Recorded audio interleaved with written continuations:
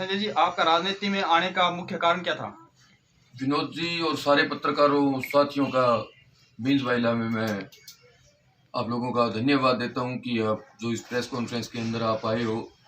देखिए, मेरे राजनीति में आने का उद्देश्य है, मैं राजनीति करने नहीं आया हूँ और ना ही मैं राजनीतिक कोई नेता हूँ, कोई ना मुझे नेतागिरी करनी आती। आपकी तरह मैं भी एक पत्रकार हूँ और ज़्यादा बड़ी बड़ी बातें नहीं करना आती। लेकिन क्या है कि जब से ये किसान आंदोलन चालू हुआ, उसके बाद में जब नीतियाँ थी, चाहे सरकार सेंट्रल गवर्नमेंट की थी चाहे राज्य सरकारों की थी, उन नीतियों को देखने के बाद में जो किसान आंदोलन के 365 दिनों में मैंने महसूस किया कि वो नीतियां है तो चलो ठीक या जैसी भी हैं, लेकिन नेता जमीनी स्तर के ऊपर उन नीतियों को इम्प्लीमेंट नहीं कर पा रहे हैं। इसकी वजह से मैं राजनीति में हूँ और राजनीति कोई बुरा विषय भी नहीं है। अगर सोचा जाए तो राजनीति कोई बुरा विषय नहीं है। राजनीति में अगर अच्छे लोग होंगे तो शायद कुछ बदलाव भी आएगा और विकास भी होगा। पूनिया जी, किसान आंदोलन के बाद कुछ जो वहाँ आंदोलन कर रहे समर्थक नेता लोग थे, अगर उनके नेताओं की बात करें तो वो आज खुलकर राजनीतिक पार्टियों में अपना वजूद कायम करें। जैसे राकेश टिकैत को आज समाजवादी पार्टी ने भी टिकट का ऑफर किया है, इसको लेकर क्या कहेंगे? देखिए, मैं किसी के ऊपर टिप्पणी नहीं करूंगा। राजनीति में आना कोई बुरी बात थोड़ी ना है। जो किसान आंदोलन में रहे हैं तो वो लोग वहां पे 365 दिन उन्होंने मेहनत की है, तो राजनीति में यही आ सकता है क्या कि जिसके घर पे बाप विधायक हो या दादा सरपंच हो या लंबरदार हो वही लोग आ सकते हैं क्या? क्या किसानों का हक नहीं है? किसानों का हक है। हक के ऊपर लड़ाई हुई 365 दिन के बाद में, देश का सबसे तानाशाह हुक्मरान झुका और उसके बाद में जीत भी हुई किसानों की। तो राजनीति में तो कोई भी आ सकता है। वो लोग अगर कोई पार्टी उनको टिकट दे रही है या बिना झंडे के नीचे मेरी तरह आएंगे तो स्वागत है राजनीति में, और आना भी चाहिए उन लोगों को, ताकि हक हुकूमत की लड़ाई के लिए धरने प्रदर्शन न करने पड़े। आपका ये पहला ही चुनाव है, उससे पहले स्कूल या कॉलेज का चुनाव लड़ा था इससे पहले? मेरे परिवार में, मेरे आज तक खानदान में कोई वार्ड पंच भी नहीं रहा। मैं पहला इलेक्शन है मेरा, और मैं तो बता रहा हूँ कि मैं तो आपकी तरह पत्रकार हूँ और पत्रकारिता करते करते इलेक्शन में आ गया, पहला ही चुनाव है। वर्तमान में करणपुर की राजनीति को लेकर क्या कहेंगे?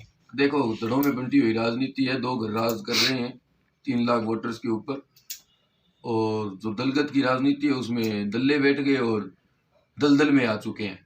2 घरों के ऊपर पूरी राजनीति केंद्रित है।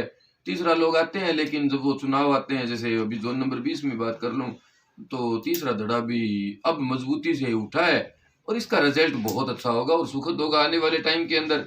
जो करणपुर विधानसभा की राजनीति है ये नई दिशा और दशा में होगी। पूनिया जी, आप पत्रकार हैं, मगर हमने कुछ ऐसा देखा है, कुछ ऐसे पत्रकार जो राजनीतिक जो नेता उनके संरक्षण में जाकर बैठ गए हैं, जो पत्रकारों के नाम पर भी एक बड़ी अगर दबा कहें तो आपने अगर मेरी जर्नलिज्म देखा है, अगर मेरी पत्रकारिता देखी है, तो मैं आपको बहुत अच्छे से शब्दों में, साफ शब्दों में बता दूं, मैं गोदी मीडिया का हिस्सा आज तक नहीं रहा और मैं गोदी में किसी के नहीं बैठा। चाहे इस राजस्थान की अशोक गहलोत सरकार हो और चाहे ऊपर की केंद्र की मोदी सरकार हो। किसान आंदोलन में भी मैंने प्रमुखता रूप से सारी चीजें जनता के सामने दिखाई भी थी, लाया हूं और मुझे कोई डर नहीं है।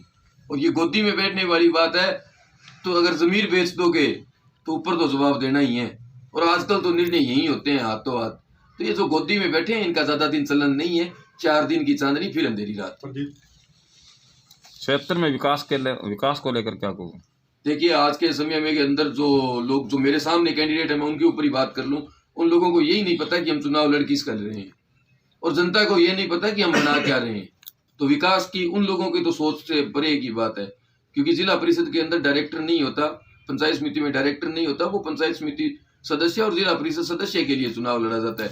जब उन लोगों को यही नहीं पता कि हम चुनाव लड़ किस चीज के लिए रहे हैं और हम जीत के करेंगे क्या, तो विकास के, और इस क्षेत्र के अंदर जो मूल काम है वो युवाओं का है। युवाओं के लिए कोई अच्छे खेलने की सुविधाएं नहीं है।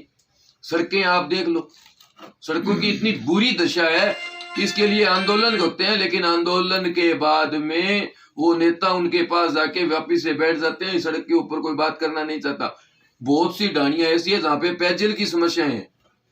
नरेगा में सही मजदूरों की सही मजदूरी नहीं मिल पा रही, उनके दिन नहीं लग रहे। सरपंचों के चाहते हैं, क्योंकि आजकल सरपंच भी दलगत राजनीति में आ गए। आपका यानी मुख्य उद्देश्य क्या है? आप जीत कर आप यानी ग्राउंड में आ जाते हैं, तो आपका मुख्य उद्देश्य क्या होगा? क्या यानी कार्य कराने में आपकी बदलाव लाने का पहला मेरा मेन उद्देश्य क्या है कि इस क्षेत्र के अंदर जो ये राजनीतिक दलगत राजनीति है ना, इस दलगत राजनीति के कारण लोगों के घर बर्बाद हो गए। मैंने खुद देखा है, एक गांव में 2 भाई हैं और दोनों के अलग अलग झंडे लगे हुए हैं, उनके अंदर आपस में भाईचारा खत्म हो गया। मैं आप लोगों को, पत्रकार सारे साथी हैं, तो मैं आपको बता दूं, शुरू में जब 2 अक्टूबर 1959 को जब पंचायती राज की स्थापना हुई थी, तो पंचायती राज के अंदर दलगत राजनीति का प्रवेश नहीं था। 1995 के अंदर दलगत राजनीति शुरू हुई। क्यों? क्योंकि भारतीय जनता पार्टी को अपने यहाँ पे गांव-गांव वर्कर लेके आने थे, बीजेपी के वर्कर चाहिए थे, उसकी वजह से यहाँ पे दलगत राजनीति शुरू हुई। और इस दलगत राजनीति में ऐसे आदमियों को जो टिकटें दी गई है, जिनका वजूद नहीं है, उनको बोलने की क्षमता नहीं है। मैं आपकी मीडिया के सामने, मैं हर रैली के अंदर, हर सभा में मैंने एक बात उठाई है, मैं आज सारी मीडिया के सामने एक बार फिर उनको आगाह करता हूं कि आइए 500 कैंडिडेट एक मंच पे हो, सामने जनता हो या आपकी मीडिया हो, कुछ सवाल मेरे हैं, कुछ सवाल उनके होंगे मन में, वो मेरे सामने आकर मुद्दों के ऊपर बात करें। उनको बोलना नहीं आता, उनको हम जिला परिषद में भेज रहे हैं सिर्फ इसलिए क्योंकि हाथ और फूल के ऊपर, झंडे के ऊपर बटन दबा रहे हैं। और अब तो कई लोग बाबा और कुछ और भी आ गए राजनीति में। मैं किसी के ऊपर पर्सनल टिप्पणी नहीं करूंगा।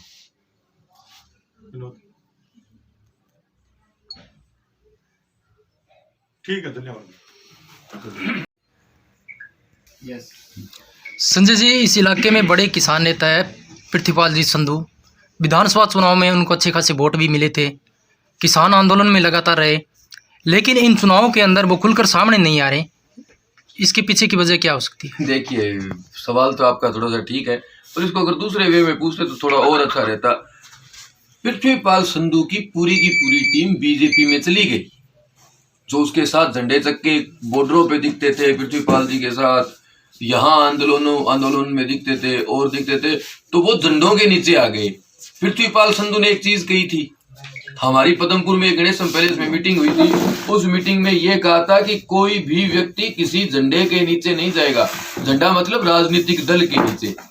आज पृथ्वीपाल जी खुद यहाँ से गायब है। सोचने का विषय मेरे लिए भी है, मैं खुद सोच रहा हूँ इस बात को लेकर। या तो उन्होंने मैदान छोड़ दिया, वो सोच रहे हैं कि अब मैं राजनीति में अब करूंगा ही नहीं, और या फिर इस एरिया में उनके विश्वास नहीं रहा। अब जो उनके साथ जो लोग दिखते थे आंदोलन के अंदर, वो अब दिखाई नहीं दे रहे। वो बीजेपी के झंडे, कोई का बीजेपी में, वो जो गठबंधन है ना इनका, वो जनता धीरे धीरे समझ रही है, धीरे धीरे लोगों को पता लगने लग गया।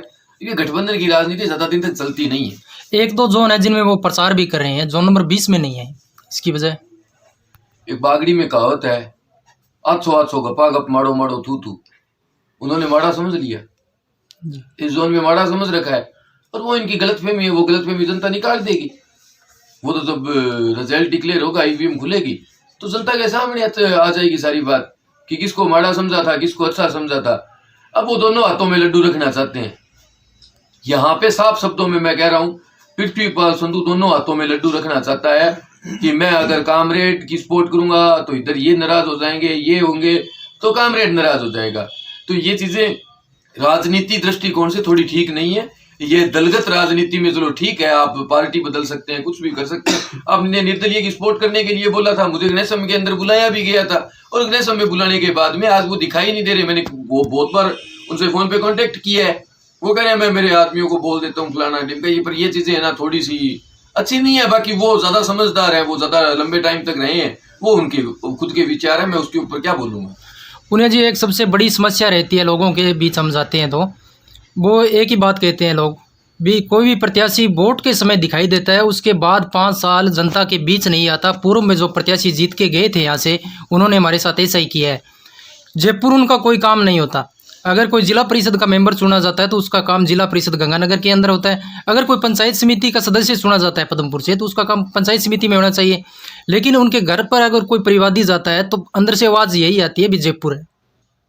तो क्या ये प्रथा टूटने वाली है इस बार? देखिए, मैं बताऊं आपको, अब जनता जागरूक हो चुकी है, जनता को पता है।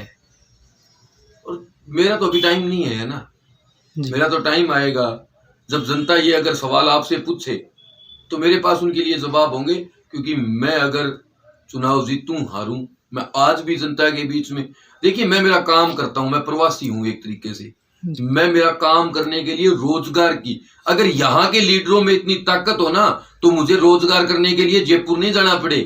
यहाँ अगर मुझे वो फैसिलिटी मिलती हो तो मैं कोई ऐशो आराम के लिए जयपुर नहीं हूँ। मैं मेरी बात कर रहा हूँ, मैं और कैंडिडेट की बात नहीं कर रहा हूँ। मैं तो यहाँ से संभावनाओं की तलाश में गया हूँ, वहां पे मेरा काम करता हूँ मैं, और मेरे क्षेत्र में मैं 15 दिन महीने में रहता हूँ। आप सारे लोग देखते हो, आप लोगों से मिलता हूँ मैं, मेरे एरिया में 15-20 दिन भी रहता हूँ। पर मुझे कमाने के लिए कुछ तो होगा ना, थोड़ी सी जमीन है मेरे ये तो है नहीं कोई बहुत ज्यादा जमीन नहीं है भाई।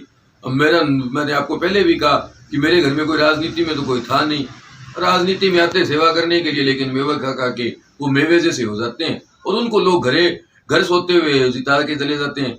इस भावना को बदलने के लिए मैं राजनीति में हूँ। मेरी सोच ये है कि जो लोगों की मानसिकता बन चुकी है दलगत राजनीति के ऊपर, मैं इस दलगत राजनीति के दलदल से इस जनता को बाहर निकालने के लिए, और जो अभी थोड़ी देर पहले जो सवाल था ना एक की समस्या, यहाँ पे सबसे बड़ी समस्या तो इनकी है। ये तो राजनीति के दलदल में फंस चुके हैं ना, इनकी ये सबसे बड़ी समस्या तो हमारे लिए ये है। विकास में बाधा का कारण तो यही है। सर इस इलाके के अंदर पहले इतना नशा नहीं था, लेकिन अब मेडिकल नशा तीव्र गति से पैर पसार रहा है, और चिट्टे जैसा शब्द श्रीगंगानगर के शब्दकोश में नहीं था, लेकिन ये भी हमारे इलाके में प्रवेश कर चुका है। मौजूदा लीडरों से आज तक आपने कभी ये सवाल पूछा, उनका जवाब क्या था? ये किसके संरक्षण में हो रहा है? मैं कह रहा हूँ आज तक मौजूदा लीडर से, क्यों? क्योंकि वो सामने नहीं आना चाहते ना, वो मौजूदा लीडरों के संरक्षण में हो रहा है। अब भाई कोई दूसरा आदमी यहाँ के आके चौधर तो करेगा नहीं। अगर आप अपने घर के मुखिया हो तो आपके घर में तो आपकी चलेगी। जब हमने 3 लाख वोटर्स ने मिलकर हमने एक विधायक बिठा दिया तो विधायक की बात है ना। वो जो विधायक है वो तो उससे सवाल पूछो ना ये। और ये चीजें देखो क्या है कि ये जो काले है ना, ये काले ज्यादा दिन चलते नहीं है। कानून भी काले थे, वो भी मोदी को झुक के ही लेने पड़े थे वापिस। और इनकी जनता के सामने सच्चाई बहुत जल्द सामने आने वाली है और इनकी भयंकर दुर्दशा हो जाएगी, घर से निकलना बाहर हो जाएगा। किसान आंदोलन का कितना असर देखने को मिलेगा इस चुनाव में? किसान आंदोलन का बिल्कुल असर देखने को मिलेगा।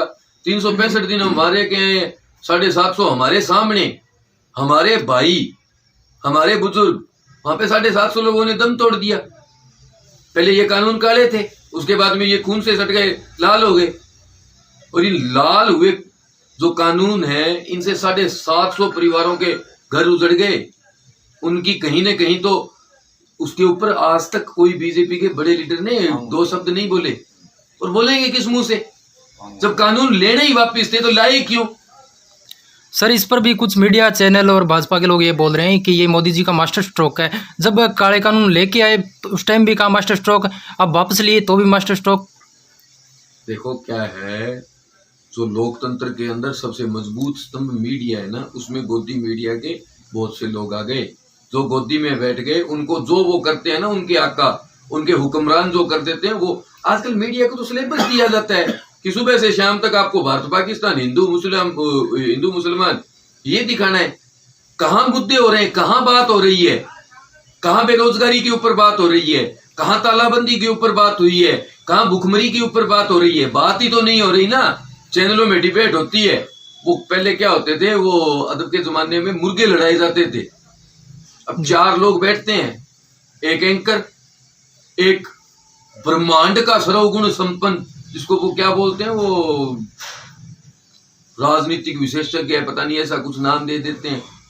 एक होता है प्रवक्ता, वो अपनी पार्टी की बात रखेगा, एक दूसरा प्रवक्ता। तो ये अवध के मुर्गे लड़ाए जाते थे ना, उस प्रकार से ये डिबेट के अंदर तो ये चारों लोग घमासान करते हैं। मुद्दों के ऊपर बात कहाँ होती है? मुद्दागत राजनीति नहीं है। ना कांग्रेस करना चाहती, ना बीजेपी करना चाहती। प्रदेश में कांग्रेस सरकार के 3 साल का कार्यकाल पूरा हो चुका है और अभी उनके जयपुर में महारैली थी महंगाई के खिलाफ। हालांकि सबसे महंगी पेट्रोल डीजल राजस्थान के अंदर है, महंगी बिजली राजस्थान के अंदर है, तो इस पर आपकी क्या प्रतिक्रिया रही सर? देखो, खुद के घर में खुद के लोग बुला के, यहाँ से बसें इकट्ठी करके, जनता के ऊपर बोझ बना के, काहे की महंगाई रैली? नाटकबाजी थी। हमारे माननीय पप्पू साहब को फिर लॉन्च करना था।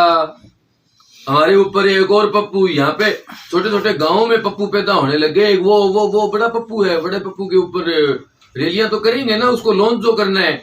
और देखिए, अगर ये रैली करनी थी तो रैली करते वो अच्छी जगह कोई, जहाँ पे महंगाई थोड़ी सी हिसाब से की। और खुद कांग्रेस यहाँ दबी पड़ी है, उनकी आपस में एकता नहीं है। काहे की महंगाई रैली कर रहे हैं? वो रैली नहीं कर रहे, उन्होंने दिखावा किया था कि हमारे पास संख्या है, और संख्या गांव से इकट्ठी करके बसें किराए पे लगा दोगे, नरेगा के लोगों को उठा के ले जाओगे, उससे क्या हो जाएगा? कुछ नहीं होता। ये दिखावे की राजनीति है। उनको पहले खुद का घर संभाल लेना चाहिए, उनको पता होना चाहिए कि हमारी एकता कितनी है। अब मंत्रिमंडल विस्तार किया, बड़ी मुश्किल से किया, हाथाजोड़ी करके तो वो सचिन पायलट को मना के लाए हैं। अब महंगाई रैली की वो ऊपर बात करके वो बीजेपी को घेरने की कोशिश कर रहे हैं। तो बीजेपी तो वैसे ही गिरी हुई है, इनको तो कोई ढंग से प्रोपोगेंडा लाना चाहिए जिससे लोग उनकी तरफ आकर्षित हो। बाकी ये चालबाजी अब समझ चुके हैं। ये सांपनाथ और नागनाथ दोनों है ना, इन दोनों ने खूब लूटा है।